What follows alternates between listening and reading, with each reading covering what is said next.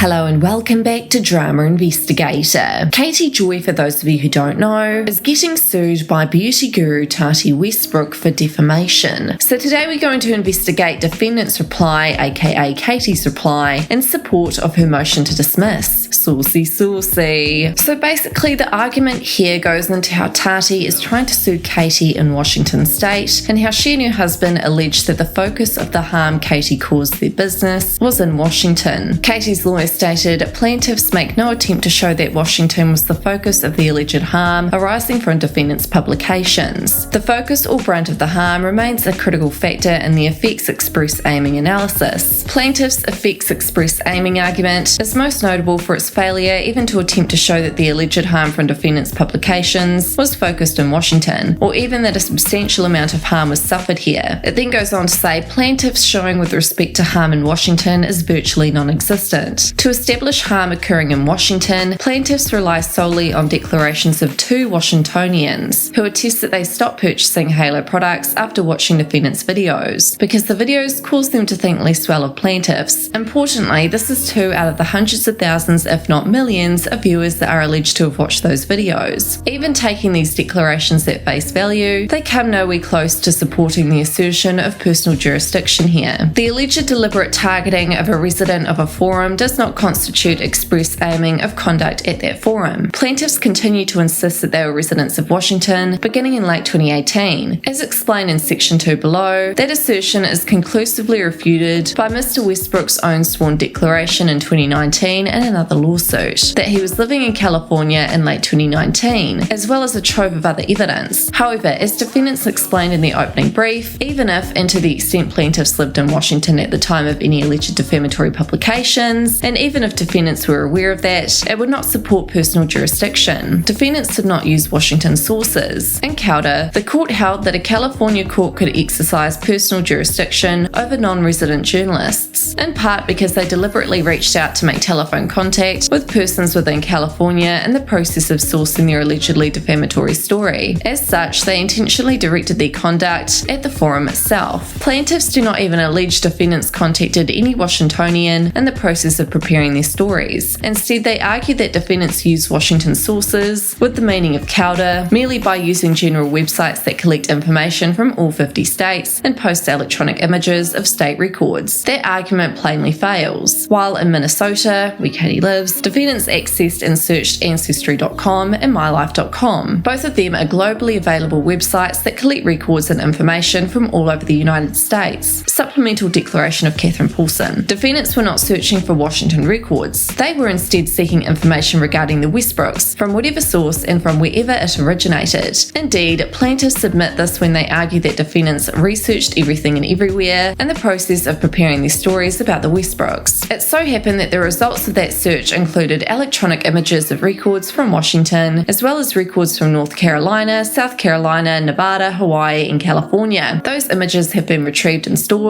by someone other than defendants on the website's respective servers. Defendants did not purposefully direct or expressly aim their conduct at Washington by accessing these websites, any more than they had logged into Amazon.com from their Minnesota home to purchase a hard copy book about the Westbrooks' personal histories, and once that book arrived in the mail, found images of these same historical records inside. Purposeful direction is not established by defendants' alleged receipt of negligible income from a negligible Washington audience. Plaintiffs contend that defendants had a Washington audience, were aware of its existence, and knowingly earned money from it, but the only evidence they offer in support of that statement establishes at most that 2 Washingtonians viewed the allegedly defamatory publications, 3 Washingtonians viewed different videos that are not alleged to have any connection with this case, and 1 Washingtonian subscribed to defendant's YouTube channel prior to the filing of this lawsuit. This showing is feasible by any measure, but it is especially so when measured against plaintiffs' assertion that the allegedly defamatory videos were viewed by hundreds of thousands, if not millions of people. Indeed, in Calder and Keaton, the allegedly defamatory publications reached forum audiences of 600,000 and between 50,000 and 75,000. There is no evidence that defendants had a Washington audience, anywhere near 20% of their total audience. Washingtonians make up 0.07% of defendants' subscribers, subscribers. Nor does this case involve the additional substantial connections that the AMA Multimedia Court rejected as basis for jurisdiction. While ignoring all recent authority governing personal jurisdiction in cases involving internet torts, plaintiffs rely exclusively on Keaton in support of their Washington audience argument. Further on, it states, jurisdiction is not supported by the fact that defendants discuss plaintiffs' Washington connections or activities. Plaintiffs argue personal jurisdiction is supported by the fact that defendants discuss Ms. Westbrook's Washington-based family and Washington connections and activities. But if purposeful direction is not established by plaintiffs' residence in the forum at the time of the alleged tort, certainly it is not established by the discussion of the much more attenuated fact that the plaintiffs had connections to and unrelated activities in the forum. Indeed, defendants discuss plaintiffs' family connections to and activities in a number of states: North Carolina, South Carolina, Nevada, California, Hawaii, and Washington. Plaintiffs have knowingly misrepresented facts regarding their move from Los Angeles to Washington. In their complaint, plaintiffs attempted to establish personal jurisdiction solely by alleging that they moved to the state of Washington in 2018. Defendants challenged this assertion in their motion to dismiss, demonstrating that plaintiffs' own social media postings show they continued to live in Los Angeles at least through the end of 2019, a full year after they claimed to have moved to Washington. In their response, plaintiffs again insist that they moved back to Washington from California in late 2018 and purport to prove this by citing to the declarations of Tati and James Westbrook. This assertion is demonstrably and knowingly false. In early September 2019, James Westbrook filed a motion to vacate a default judgment in a fraud lawsuit brought against him in Los Angeles County Superior Court in a matter entitled Hawks v. Westbrook. That motion was filed by the same Los Angeles attorneys who represent plaintiffs in this case. It was premised on Mr. Westbrook's assertion that the Hawks lawsuit and related papers were served on him at a Hollywood, California address that he had moved away from at the time of service. To establish that defense, Mr. Westbrook represented in the motion and his sworn declaration that in 2016 he moved to a residence in Sherman Oaks, California, and that he currently still resides at that residence as of the date of the filing. Of course, Mr. Westbrook could not have continued to reside in Sherman Oaks, California as of early September 2019 if he had moved to Washington in late 2018. Either he deliberately misrepresented facts to the Los Angeles court in September 2019, or he is deliberately misrepresenting facts to this court now. The evidence overwhelmingly supports the latter conclusion. First, while they unequivocally assert in their response brief that they moved to Washington in late 2018, the sworn declaration testimony that purports to prove that assertion merely states evasively that they started to move to Washington in late October 2018. Second, the Westbrooks take pains to point out that they are currently Washington residents and currently have bank accounts here, without stating when those events took place. Third, the Westbrooks state in their brief that they paid taxes in Washington for the 2019 tax year and will pay taxes in Washington for the 2020 tax year. However, in their declarations, they attest only that they filed their personal federal income taxes in the state of Washington. It is not clear what it means to file one's federal income taxes in a certain state. Fourth, in the opening brief, defendants pointed to numerous social media posts from Ms. Westbrooks confirming that she did not move to Washington from Los Angeles until at the earliest late 2019. Plaintiffs respond by arguing that this evidence is irrelevant and inadmissible because defendants lack personal knowledge regarding Ms. Westbrook's physical location at the moments when she made those postings. This is nonsensical. It is the content of these posts that have evidentiary value, as party admissions from sources plaintiffs themselves confirm are their own. Fifth, Mr. Westbrook declares, during the time that my wife and I owned that Sherman Oaks, California home, we no longer lived in Los Angeles, nor did we even spend a single night in said house. This appears to be another attempt to mislead. The Westbrooks did not own the Sherman Oaks house until May of 2020. Prior to that, they rented it, with an option to purchase. As such, even if it were true that they did not live in Los Angeles or stay in the Sherman Oaks house during the time they owned it, that certainly does not support their contention that they moved to Washington in 2018. Finally, the fact that the Westbrooks signed a lease in late 2018 for a condominium in Bellevue, which they have used as the corporate address for several entities, does not overcome the sworn testimony regarding California residency as of late 2019,